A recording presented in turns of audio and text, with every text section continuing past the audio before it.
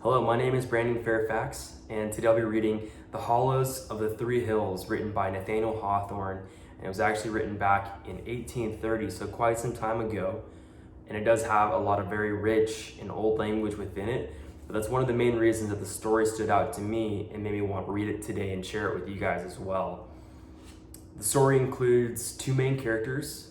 The main character is an elderly woman who has a lot on her heart and seeks some sort of clarity with some of her wrongdoings in her past. And the other character is a witch who seems to provide her with some of that clarity and shows her some of the hardships that her family had endured during her life.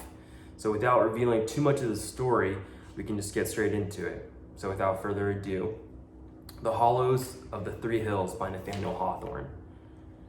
In those strange old times when fantastic dreams and madmen's reveries were realized among the actual circumstances of life, two persons met together at an appointed hour and place.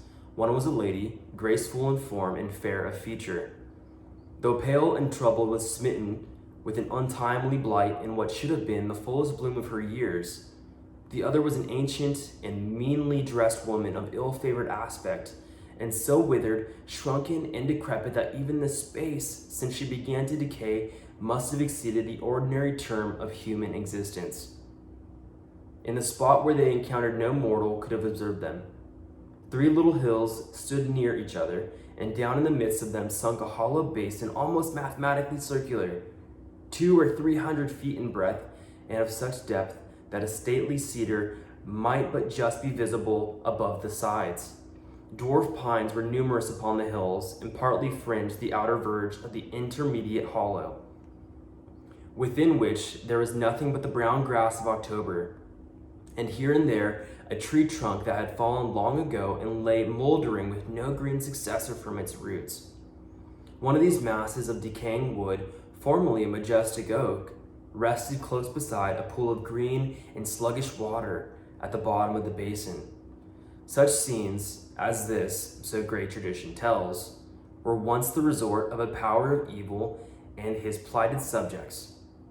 And here at midnight, or on the dim verge of evening, they were said to stand round the mantling pool, disturbing its putrid waters in the performance of an imperious baptismal rite.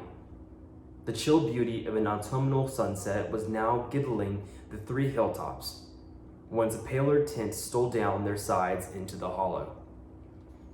"Here our pleasant meeting come to pass," said the aged crone, "according as thou hast desired. Say quickly what thou wouldst have of me, for there is but a short hour that we may tarry here."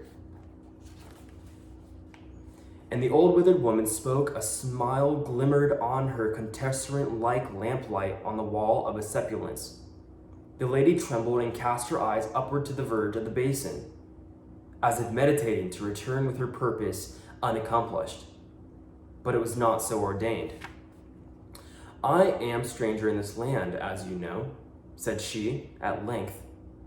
"Whence I come it matters not, but I have left those behind me with whom my fate was intimately bound, and from whom I am cut off forever. There is a weight in my bosom that I cannot away with, and I have come hither to inquire of their welfare.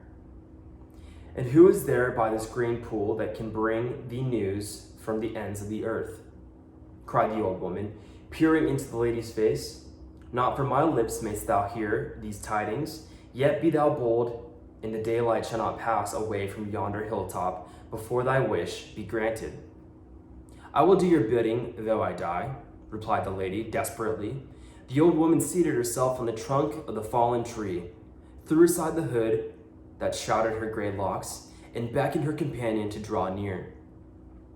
"Kneel down," she said, "and lay your forehead upon my knees."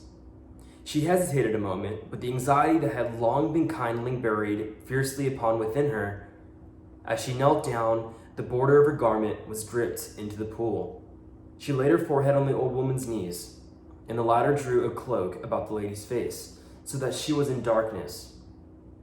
Then she heard the muttered words of prayer, in the midst of which she started and would have arisen. Let me flee and hide myself, that they may not look upon me," she cried. But with returning recollection, she hushed herself, and she was still as death.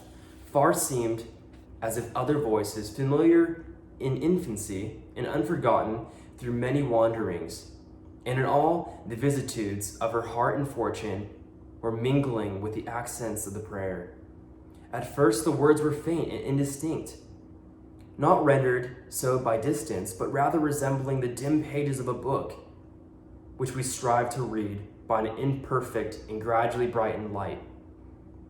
In such a manner, as the prayer proceeded, did these voices strengthen upon the ear, till at length the petition ended, in the conversation of an aged man and of a woman, broken and decayed like himself, became distinctly audible to the lady as she knelt. But those strangers appeared not to stand in the hollow depth between the three hills. Their voices were encompassed and re-echoed by the walls of a chamber, the windows of which were rotting in the breeze. The regular vibration of a clock, the crackling of a fire, and the tingling of the embers as they fell among the ashes rendered the scene almost as vivid as they painted to the eye. By a melancholy heart sat these two old people, the man calmly disposisant, the woman querulous and tearful, and their words were all of sorrow. They spoke of a daughter, a wanderer they knew not where, bearing dishonor along with her and leaving shame and affliction to bring their gray heads to the grave.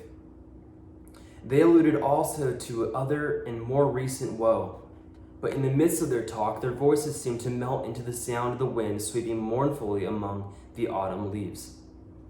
And when the lady lifted her eyes, there was she kneeling in the hollow between three hills. A weary and lonesome time yonder old couple have of it, remarked the old woman, smiling in the lady's face. And did thee also hear them? Exclaimed she, a sense of intolerable humiliation triumphing over her agony and fear. Yea, and we have yet more to hear, replied the old woman. Wherefore cover thy face quickly?